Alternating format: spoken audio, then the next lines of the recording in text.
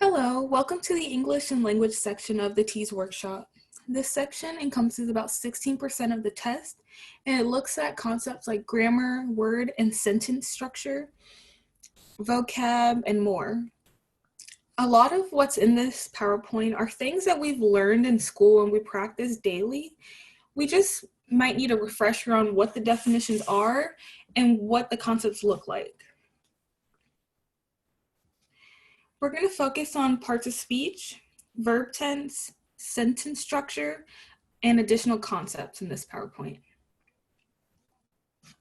So to begin, parts of speech, we're going to look at the main 5, nouns, pronouns, verbs, adjectives, and adverbs. Nouns are persons, places, and things. So Abigail is the name of a person, John Tyler is the name of a place, and the beach ball is the name of a thing. Pronouns, they're words that stand in for nouns, like he, she, you, they. Verbs are words that express action or states of being, like perform, is or are, run. Adjectives are words that describe nouns. So Abigail is happy, John Tyler is big, the beach ball is blue. And finally, adverbs, they're words that describe verbs or adjectives, and they typically end in ly. So Abigail ran quickly. Next, we're going to look at verb tense. Past tense describes acts that have already happened. So example, I did my homework this afternoon. Present tense describes acts that are currently happening. So I am doing my homework now. And future tense describes acts that are continuing or will happen in the future.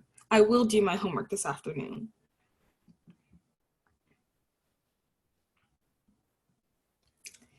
Now, sentence structure might be the trickiest concept to kind of refresh yourself on and understand just because of the little rules that go into each definition.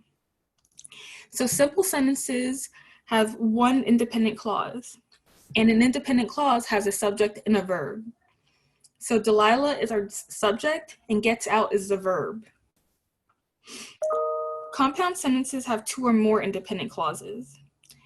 Complex sentences have an independent clause and a dependent clause. And compound complex sentences have at least 2 independent clauses and 1 dependent clause. So for some additional concepts, all of them may seem very obvious or basic, but they're just things to keep in mind when you start reading those passages or those sentences or anything, because the questions will ask you like small detail-oriented things. So for capitalization, you want to make sure that every time you begin a sentence, every time you use a proper noun, a name, a place, a holiday, you use titles, you want to capitalize it.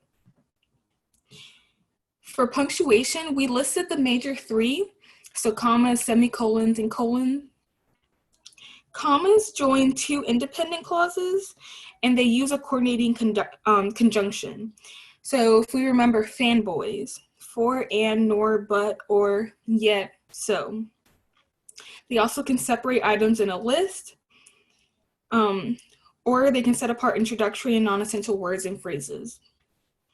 Semicolons are used when joining 2 independent clauses without the coordinating conjunction.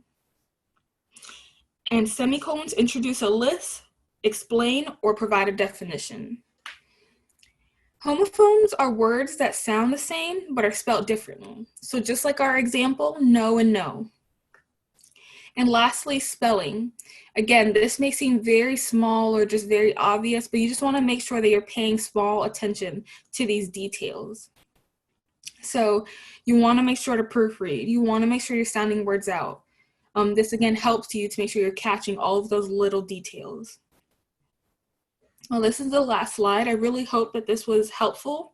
If you guys need any additional help or resources, please look on our Writing Center Lip Guide. We have study guides and study sheets on various grammar concepts that can help you guys. And thank you for watching.